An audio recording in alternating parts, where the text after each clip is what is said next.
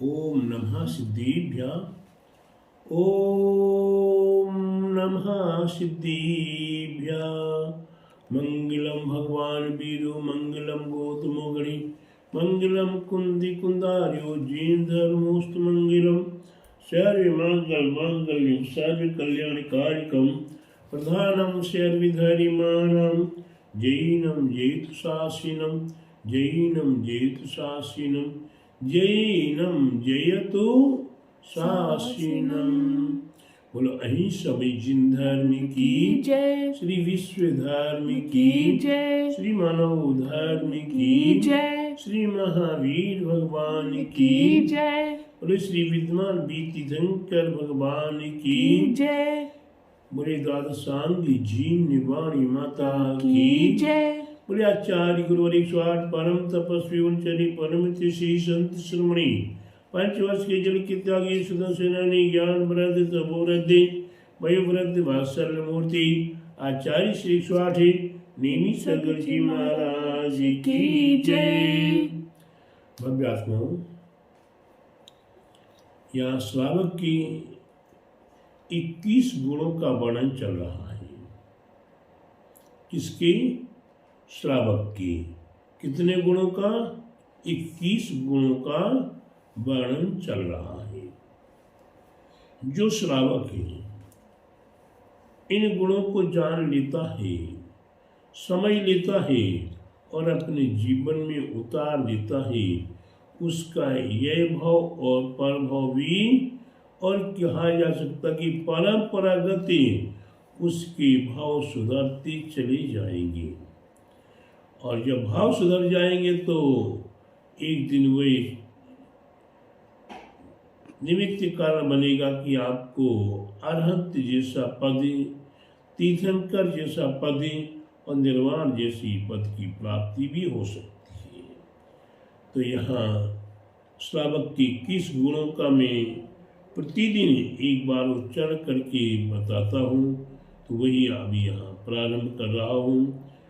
पहला लज्जावंत, दूसरा दयावंत, तीसरा मंद कसाय, चौथा श्रद्धावान, पांचवा दूसरों के दोषों को ढकना, छठवां परोपकार, सातवां सौम्य दृष्टि, आठवां गुणग्राहकता, नौवां सर्वप्रियता, 10वां सत्य पक्ष, 11वां मिष्टवादी, 12वां अग्रसूची, 13वां विशेष ज्ञानी, 14वां शास्त्र की मर्मज्ञता, 15वां कृतज्ञता, 16वां तत्व ज्ञानी, 17वां धर्मात्मा, 18वां मध्य व्यवहारी, 19वां स्वाभाविकता, 20वां विनयवान, 21वां गुरु भक्त। इन सब के ऊपर और इन सब का हेड पापाचार से रहित होना। इस प्रकार से आपके ये 21 गुण श्रावकों के लिए बताए गए हैं। इन गुणों में से आपको एक एक गुण का सामान्य स्वरूप बताया जाता है, जिसमें कल बताया गया था कृतज्ञता। हमारे लिए किसने कहाँ कब कैसे सहारा दिया है।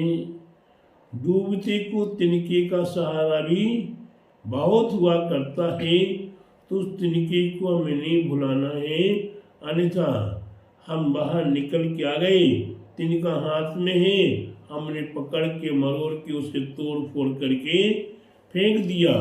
नहीं, वह तिनका कितना सहारा बना आपको। आप डूब रहे थे, आप मरने वाले थे, लेकिन तिनके का सहारा मिला, तो उसके प्रति हमारी लाख लाख बार कृतज्ञता की भाव होना चाहिए। ठीक उसी प्रकार आगे के गुणों में से आ रहा है गुण तत्व ज्ञानी। कहीं शास्त्र की मर्मज्ञता है, कहीं विशेष ज्ञानी है, और यहाँ विशेष रूप से तत्व ज्ञानी हमारे जैन सिद्धांत के अंदर ही तत्वार्थ श्रद्धानम सम्यक दर्शनम। तत्व कितने प्रकार के होते हैं? 7 प्रकार के होते हैं। जीव, पुद्गल, धर्म नहीं, जीव, अजीव, आश्रव, बंध, संवर, निद्रा और मोक्ष, ये 7 तत्व हुआ करते हैं। इन 7 तत्वों के संबंध में हमें पूर्ण ज्ञान होना आवश्यक है। आपको अगर किसी तत्वों के संबंध में जानना है, सामान्य जानना है, तो तत्वार्थ सूत्र को जान लीजिए। तत्वार्थ सूत्र के अंदर ही 7 तत्वों का वर्णन बड़ी अच्छी रूप में किया गया है। तत्वार्थ सूत्र में पहले अध्याय से लेकर 4थे अध्याय तक जीव तत्व का वर्णन किया है। 5वें अध्याय में अजीव तत्व का वर्णन किया हुआ है। जीव, अजीव, आश्रव 6 और 7वें अध्याय में आश्रव तत्व का वर्णन किया हुआ है। एक में शुभ आश्रव, दूसरे में अशुभ आश्रव, लेकिन आश्रव का वर्णन किया है। और उसके उपरांत बंध तत्व का वर्णन 8वें अध्याय में किया हुआ है। 9वें अध्याय में संवर और निद्रा तत्व का वर्णन किया हुआ है। और उसके उपरांत मोक्ष तत्व का वर्णन 10वें अध्याय में किया हुआ है।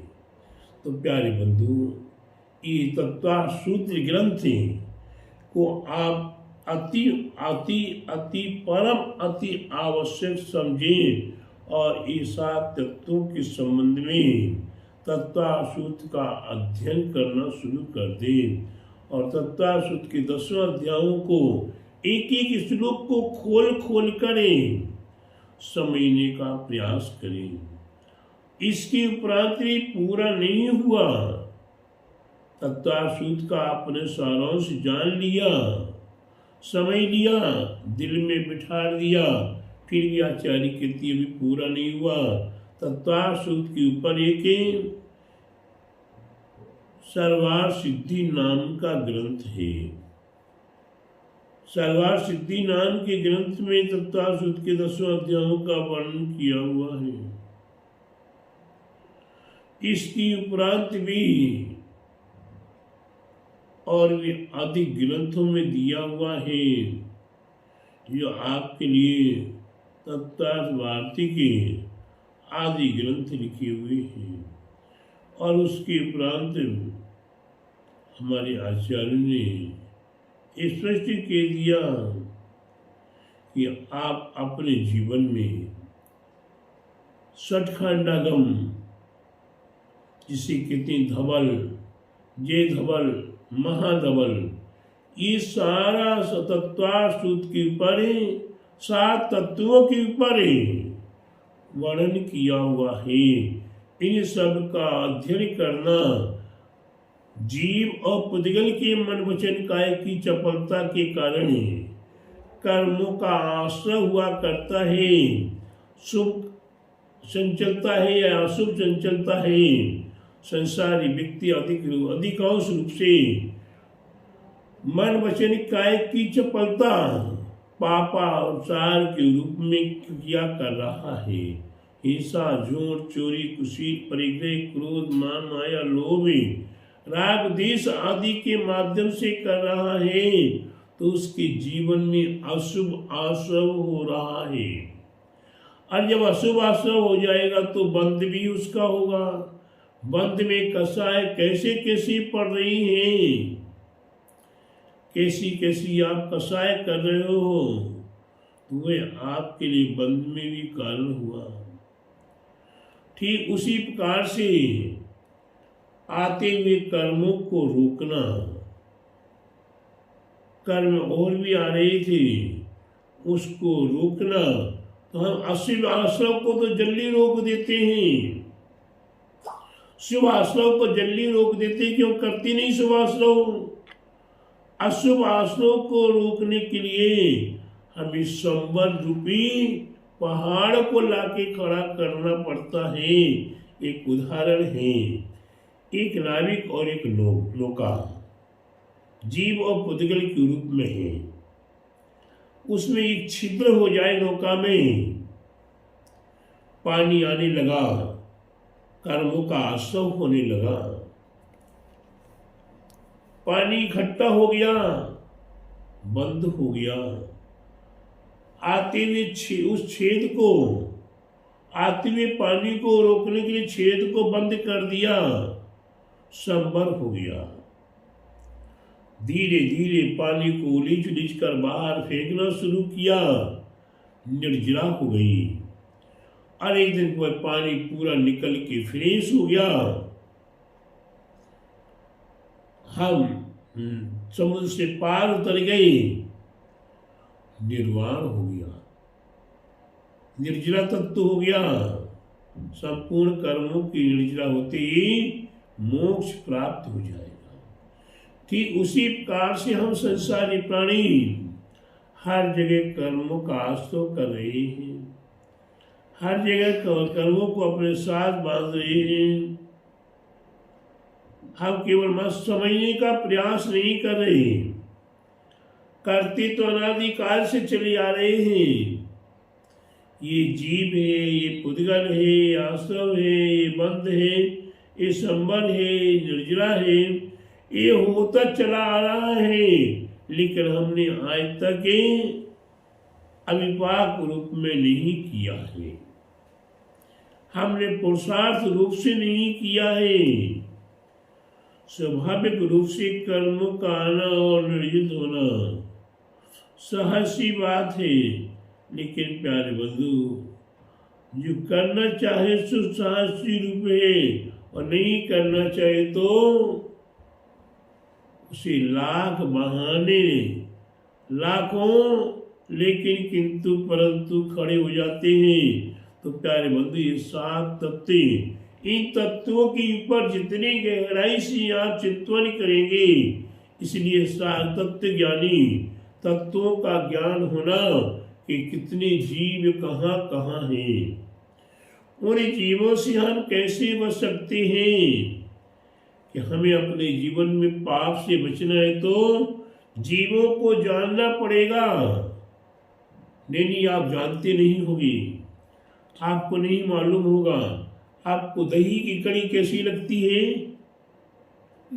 बहुत अच्छी लगती है। दही बड़ा कैसा लगता है? बहुत अच्छा लगता है। एक खाना तो 4 भी खा लेंगे, मजा आएगा।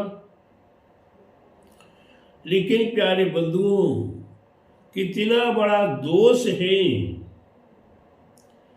जिन सिद्धांत के अंदर गहराई में डूब कर कहाँ कहाँ जीव उत्पन्न हो रहे हैं। दही और उसमें 2 दल है, जैसे दाल, आटा, दाल का आटा, गेहूं का आटा, चावल का, गेहूं का आटा नहीं, दालों का आटा, चाहे मूंग का हो, चाहे उड़द का हो, चाहे मसूर का हो, चाहे तुअर का हो, कोई भी प्रकार का दाल हो, जिस दाल के 2 भाग हुए उसे पीस के आटा कर दिया, उसमें दही का संयोग मिल जाए तो अभी तक जीव नहीं पड़े हैं। इसके उपरांत उसमें थूक का संयोग जुड़ जाए, लाला रस का संयोग मिल जाए तो धागे के समान असंख्य जीव उत्पन्न होने लगते हैं। क्या होते हैं? असंख्य जीव उत्पन्न होने लगते हैं। और जब वो दही खाने वाला या दही बड़ा खाने वाला खा रहा है तो उसे काय का स्वाद आ रहा है? अब असली कड़ी का स्वाद नहीं आ रहा, वो जो जिंदा जीव मुख में पैदा हो रहे हैं उनका मिठास आपको अच्छा लग रहा है। कितने पाप के भागीदार बन रहे हो। इसी प्रकार से और कहां कहां जीव की उत्पत्ति हो रही। आप आलू खाते ना, आलू बहुत अच्छा लगता है। आलू में कितने जीव हैं, कभी जानने का प्रयास किया? आगम कहता है आलू सुई की नोक पे ले लीजिए, कितना आलू आएगा? दिखाई भी नहीं देगा। जितना सुई की नोक पे आलू लिया गया है, उतने आलू में कितने जीव हैं? अगर वो जीव भौरे के बराबर हो जाए, काय के बराबर हो जाए? भौरे के बराबर हो जाए, तो इस ब्रह्मांड में उन जीवों को ठहरने के लिए जगह नहीं बचेगी। इतनी असंख्यात जीव, अनंत अनंत जीव हैं, तो ये हमें जानने की आवश्यकता है। तो कहाँ कहाँ जीवों की उत्पत्ति हो रही है और कहाँ कहाँ हमारे द्वारा उन जीवों का ह्रास हो रहा है। तो प्यारे बंधु, जैसे आप पापड़ खाते हैं, अचार खाते हैं, और भी अनेकों पदार्थ ऐसे हैं जिस प्रकार से जैन सिद्धांत में असंख्यात जीवों की उत्पत्ति के कारण 22 अवक्ष्य बताए हुए हैं। कितने? 22 प्रकार के अवक्ष्य बताए हुए हैं, जिसमें मांस, मछली, अंडा आदि आदि आता है, मकार आते हैं, और भी अनेकों पदार्थ हैं। उन सबको यथार्थ रूप में आगम अनुसार जानने का प्रयास जो करता है, वही तत्व ज्ञानी कहलाता है। एक एक तत्व को जानना, उद्गल तत्व का हमारे ऊपर कितना उपकार है। आश्रव कैसे हो रहा, क्यों हो रहा है, किसी और की गलती नहीं है। हमारे स्वयं के किए हुए कर्मों के माध्यम से ही कर्मों का आश्रव हो रहा है, और उसके साथ हम उसमें किस प्रकार से क्रोध, मान, माया, लोभ आदि कसाए करते हैं, उस प्रकार का उसको मेरे साथ बंध होने का मौका मिल जाता है।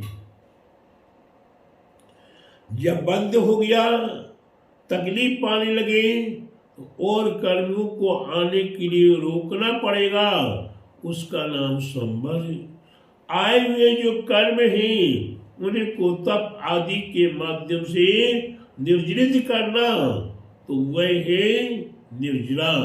और जब एक दिन संपूर्ण कर्मों की निर्जला कर चुकोगे, तो निर्वाण की प्राप्ति, मोक्ष की प्राप्ति, संपूर्ण कर्मों का मोक्ष होना, समाप्त होना ही अपने जीवन के लिए आनंदकारी व मोक्ष की प्राप्ति का निमित्त कारण है। इसलिए प्रत्येक भव्यात्माओं को चाहिए कि तत्व ज्ञान आपने यानी पढ़ाई किया, लिखाई किया, डिग्री प्राप्त की, आप 1 लाख, 2 लाख, 5 लाख रुपए महीने की नौकरी करने लगी, वह ज्ञान आपका ज्ञान नहीं है। वह अर्थ लाभ के लिए, लोभ कसाय की पूर्ति के लिए वो है। लेकिन आपके लिए तत्व ज्ञान है, आगम अनुसार, जिस सिद्धांत के अनुसार तत्व कितने हैं याद ही नहीं, पता ही नहीं है, क्योंकि उस ओर कभी ध्यान ही नहीं दिया। आज के व्यक्ति ऐसे हैं जो भूत पढ़ पढ़ के तैयार हो गए, बड़ी बड़ी पीढ़ियां कर लिया, लेकिन उन्हें अभी 7 तत्वों के नाम भी नहीं मालूम। तत्व को जानती नहीं, तत्व है क्या चीज है, और तत्व मालूम हो जाए तो उसके नाम कितने हैं तो नहीं मालूम। अगर वह भी जान ले तो उसका स्वरूप कैसे कैसे होता है वह नहीं मालूम। तो ये तो हमें तत्व ज्ञानी बनना है।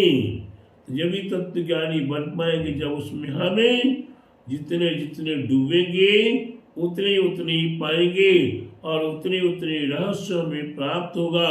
इसीलिए प्रत्येक भव्यात्माओं को चाहिए दुनिया का कितने ही पढ़ाई कर लो, दुनिया का कितने ही धन पैसा और रुपये इकट्ठे कर लो, दुनिया का कितने भी आप ज्ञान प्राप्त कर लो, लेकिन जब तक तत्व ज्ञान नहीं जाना है आपने, तब तक आपके पास कुछ नहीं है। तत्ता श्रद्धानम सम्यक दर्शनम, तत्वों के प्रति श्रद्धान होना और उसमें डुबकी लगाना वास्तव में सम्यक दर्शन का मोक्ष महल का पहला सीढ़ी है।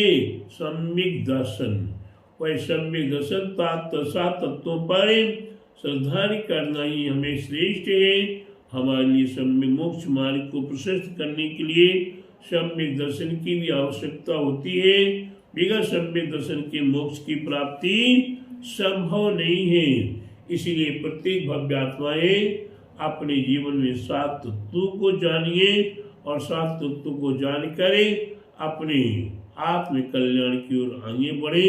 बोले महावीर भगवान की जय, बोले द्वादशांगी जीन वाणी माता की जय, बोले विदेश क्षेत्र के विद्वान तीर्थंकर भगवान की जय, बोले महावीर भगवान की जय, द्वादशांगी जीन वाणी माता की जय, बोले आचार्य गुरु ऋक्वार परम तपस्वी चरी परम तिशी सत्य शिरोमणि पंचवर्ष की जल की त्यागी सुधर सेनानी ज्ञान वृद्धि तमो वृद्धि वयु वृद्धि वात्सल्य मूर्ति आचार्य श्री स्वामी नेमी जी महाराज की जय। देसागर जी महाराज की जय। राधा दीदी एक भजन बोल रही हैं। पारस रे तेरी कठिन डगरिया रे गुरुवर तेरी कठिन डगरिया, कठिन तेरा जिन रूप में आना, कठिन तेरा जिन रूप में आना, कठिन है तेरी संयम की डगरिया है जिनवर तेरी कठिन चरिया, हे मुनिवर तेरी कठिन है चरिया, कठिन तेरा ब्रह्मचार्य का पालन, कठिन तेरा है ब्रह्मचर्य का ये पालन, कठिन है तेरी संयम की डगरिया, हे गुरुवर तेरी कठिन है चरिया, हो मुनिवर तेरी कठिन है। बोला प्रभु चाचा श्री दयासागर जी महाराज की जय।